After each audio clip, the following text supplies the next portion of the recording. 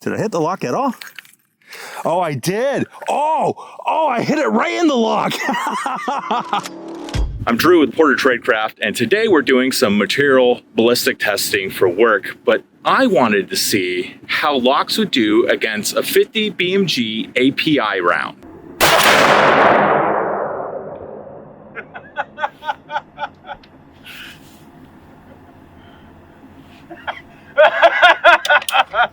Let's see if I hit it, huh?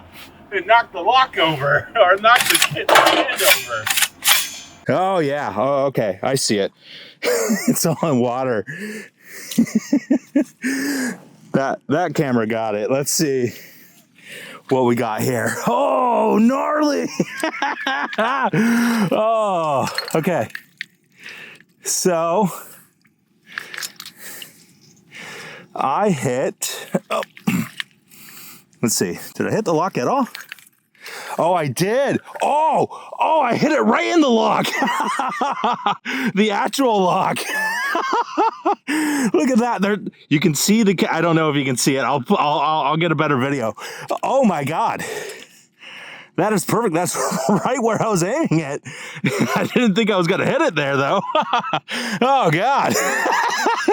Oh, hey. Okay. All right, so what was I about to say in the video? We had a tractor coming in, and it was messing up my audio to a level that I wasn't happy to post it, even with some work on it in post.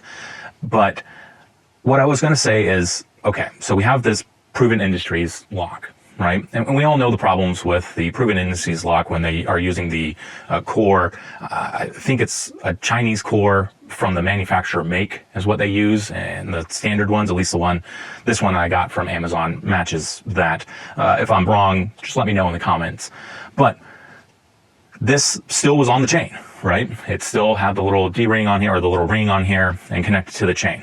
So what is the point of a lock? A lock is supposed to be able to do two things. The first thing a lock should do is lock items, right? It needs to be able to securely lock either items, or it needs to be securely locked to protect people, etc. Proven Industries uses this lock. A lot of times they market it to protect items. Now, the second function of a lock is to work as a seal. So if your lock can be easily bypassed, it doesn't work as a great seal, right? So normally this lock would not work in that function. It doesn't really protect much because it can be bypassed with a cut up aluminum can, and we've seen that. And it can't really work as a seal because, again, it can be bypassed. But this one wouldn't work as a great lock because that center, that core where that lock usually is just annihilated, so we can't unlock it. But you know what it can do better now than it could before I just shot it with a 50 BMG? It can work as a seal. This thing, if it was on a product that I was trying to protect, and I hit it the same way with the 50 BMG, it's not going anywhere. So this works as a great seal now, because it shows, hey, look, someone tried to do some tampering. But if I were to leave it on that product, the only way to get this off is to fully cut this with an angle grinder. And though possible, it would definitely leave evidence that, hey, this was taken off the product I was trying to protect. So as funny as it is, this lock works better as a seal now than it did when I first bought it. All right. Enough of that. Let's go look at a montage of locks being destroyed with some 50 BMG.